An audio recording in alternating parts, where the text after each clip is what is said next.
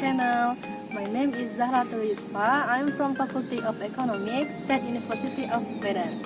Now, I will explain about the feasibility of business plan. Don't forget to click like and subscribe ya.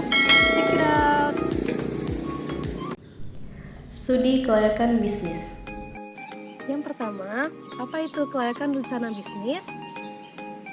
Menurut Kasmir dan Jokfar tahun 2003, studi rencana bisnis adalah suatu kegiatan yang mempelajari secara mendalam tentang suatu kegiatan atau usaha yang akan dijalankan untuk menentukan layak atau tidaknya suatu bisnis yang akan dijalankan.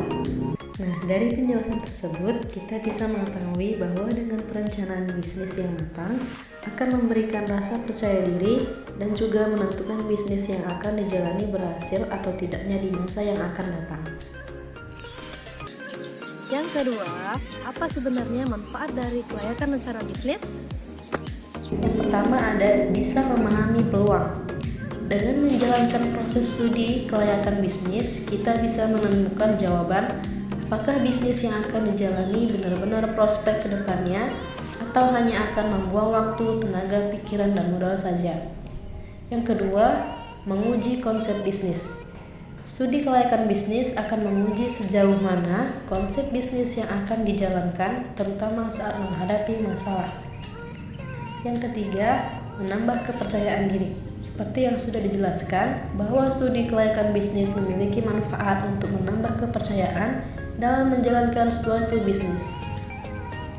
Yang keempat, ada studi kelayakan bisnis bisa menentukan seberapa besar modal yang perlu dikeluarkan saat menjalankan bisnis sehingga terhindar dari kekurangan modal di tengah jalan yang menjadi salah satu penyebab bisnis yang gagal. Yang ketiga, apa itu sebenarnya tujuan dari kelayakan rencana bisnis? Nah, yang pertama ada mengurangi resiko terjadinya kerugian.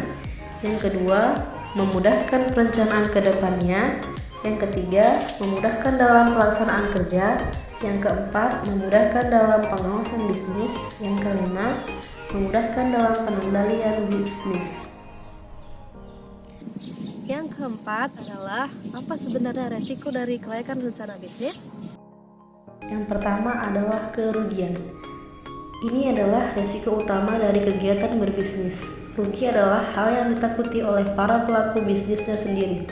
Suatu perusahaan bisa mengalami kerugian dalam dua kategori. Kategori yang pertama adalah kerugian ringan yang jumlahnya tidak terlalu banyak dan tidak memberi efek negatif bagi keseluruhan perusahaan. Dan yang kedua adalah jenis rugi yang membuat keseluruhan perusahaan merugi dan berujung pada kebangkrutan. Yang kedua adalah persaingan yang ketat. Persaingan juga merupakan sebuah resiko yang harus dihadapi. Ada banyak bisnis yang bergerak di bidang yang sama dengan bisnis yang akan dijalankan, sehingga resiko yang ada adalah persaingan. Yang ketiga, bekerja keras membangun bisnis. Resiko ini tentu akan diterima oleh semua pebisnis, yakni terus bekerja keras dalam mengembangkan bisnisnya. Yang keempat, ada kondisi pasar yang tidak stabil. Perekonomian yang cenderung naik turun juga bisa menimbulkan resiko, yakni kondisi pasar yang tidak stabil. Yang kelima, ada kebangkrutan. Inilah hal yang paling menakutkan pengusaha. Bagi bisnis yang tidak bisa bertahan di pasar, maka ia akan tereliminasi.